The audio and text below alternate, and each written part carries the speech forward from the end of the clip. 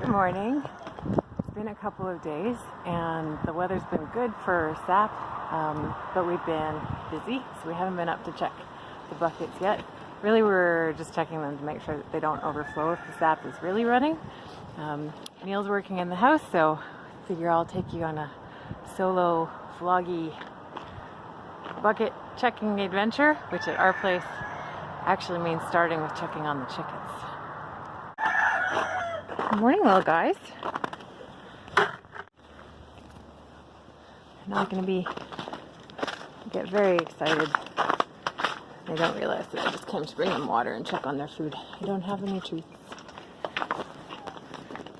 Hello.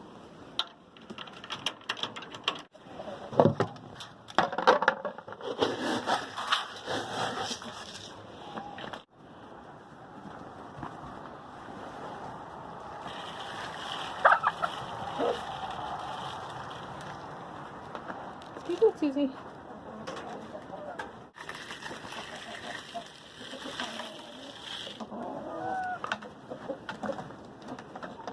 Okay, see you later.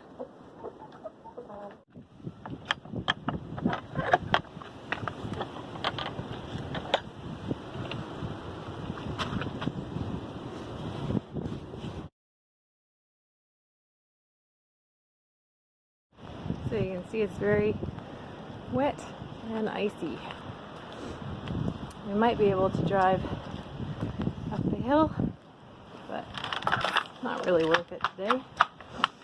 So I'm going to give grippy snowshoes a try. So a lot of people now tap maple syrup by using tubing. We'll do kind of a hybrid version of that later this year. We'll probably show you, but for now, just doing the buckets means you need something to empty the buckets into. That has to be food grade, so we use these old water jugs. So I'm heading up to the woods with backpack, water jugs, and a funnel.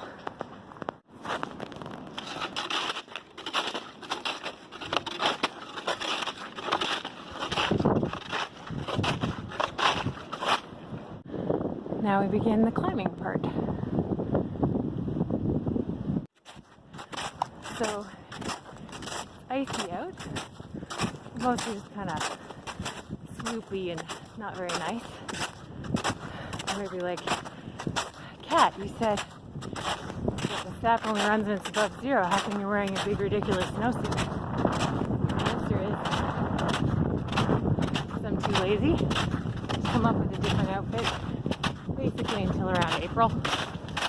And because things do go pear-shaped, I can slide back down the hill on my butt. And also, it's very comfortable if I end up just standing around up there for a long time. Alright, almost at the top.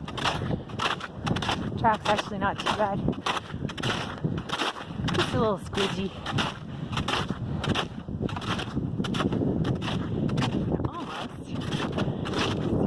Buckets. You guys got anything inside yet?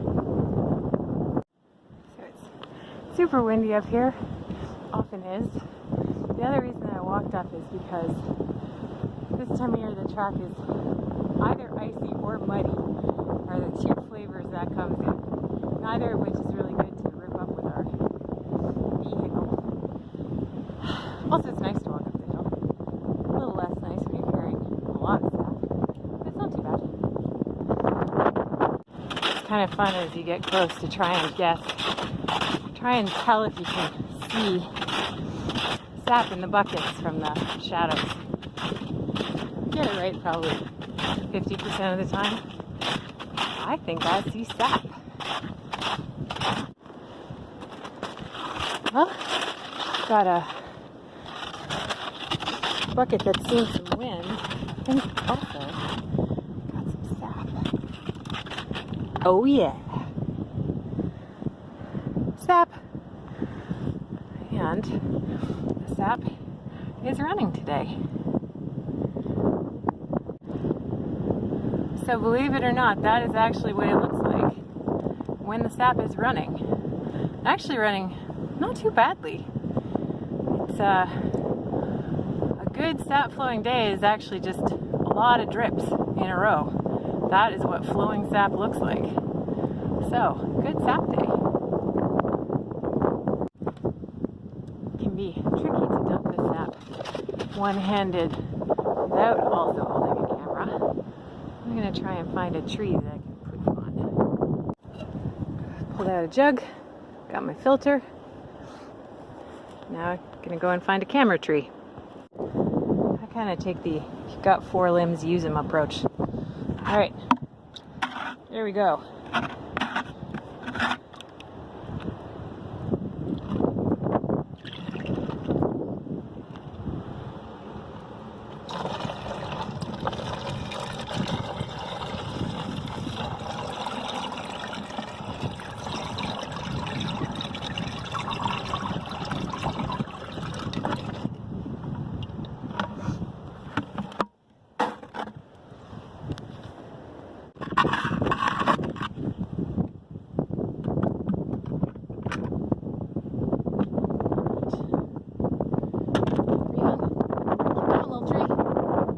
Alright, we're at bucket 2, which also, from the outside, looks like it's also flowing. They will not always all flow the same.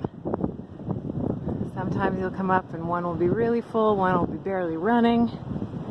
And this guy is also going nicely. It doesn't look like much in the bucket, but these are big buckets. I'll caption in exactly how big they are. So that, I think, is going to be too big for what I have left in this jug. I'm going to get a fresh jug. Since I used 2 hands on that one, I could stop pouring if it got too full. I just used the same jug, and it's almost exactly 1 jug's worth out of 2 buckets.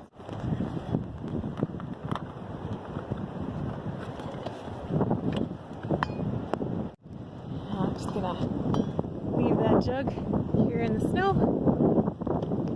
Go check the last one. You can see why people use tubes. I like buckets. Alright, how are you doing, buddy?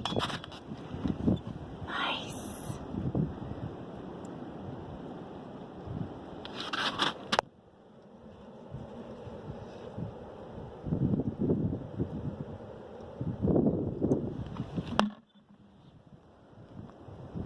Thanks, little tree.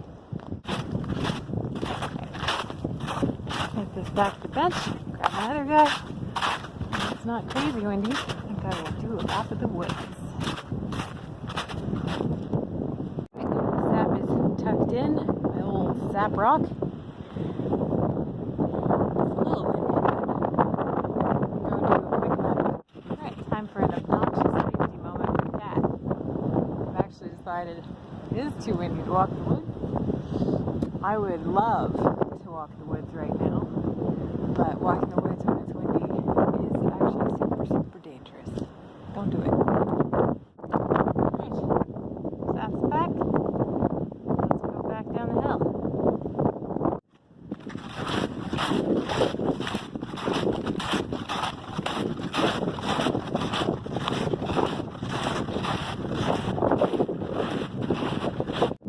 The sap is running like that. Probably check it every 2 days at least. We have a couple of different sizes of buckets, and we have the bigger size basically so that we don't have to go up every single day if we can't, or if we just physically can't get up there. And if it's cool enough, it's basically like keeping it in the fridge, which is what we're going to do with it anyways. So I'm going to take these and put them into another food safe reservoir. We have these little bigger water tanks, and if it's cold enough outside, we just leave them outside, and if it starts to get kind of on the edge, we put them in the fridge. And when the fridge gets too full, we boil. If we can't fit our groceries in the fridge, then it's time to boil. I said that our place is actually nicely suited for taps just because pretty much all of our woods are up a hill. And so gravity could be doing all this work for me. So we would tap trees at the top, run lines down the hill to some kind of large water safe holding tank down here. But because we're not doing that many trees, and because we don't have a way of keeping that tank cool if it gets too warm, for now we're just going to go with the old bucket system. Alright, we're back. So here is the jug that I'm going to put the sap into. One thing we do with ours, because you end up tipping them upside down a lot, and it really sucks to lose any sap that you've just done that to collect. So we tend to put thread tape on the outside just for a slightly better seal. Right, now we move it from the little jugs to the big jug. And when we do that, we put a coffee filter in our funnel, which I'm gonna go get. Might be tricky to film, but I'll give it a go. You're being held by a shrub.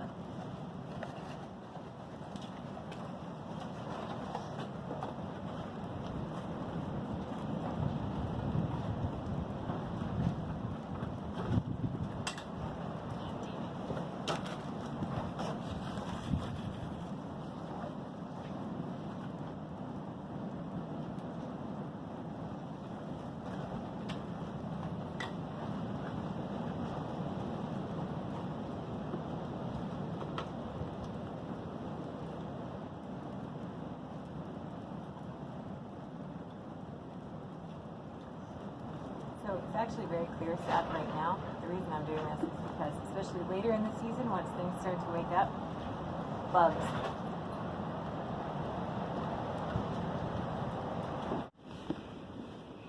Alright, and we're done.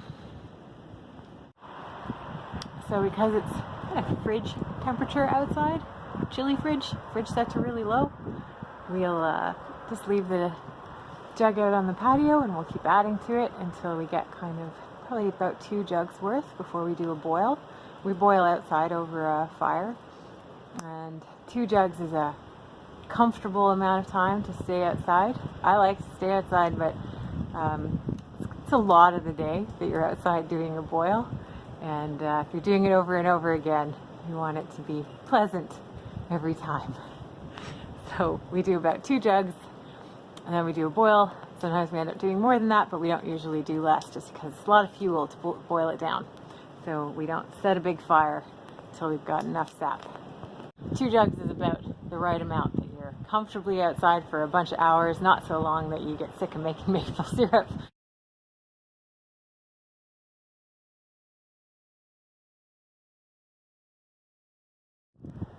All right, let's try for a backpack's eye view.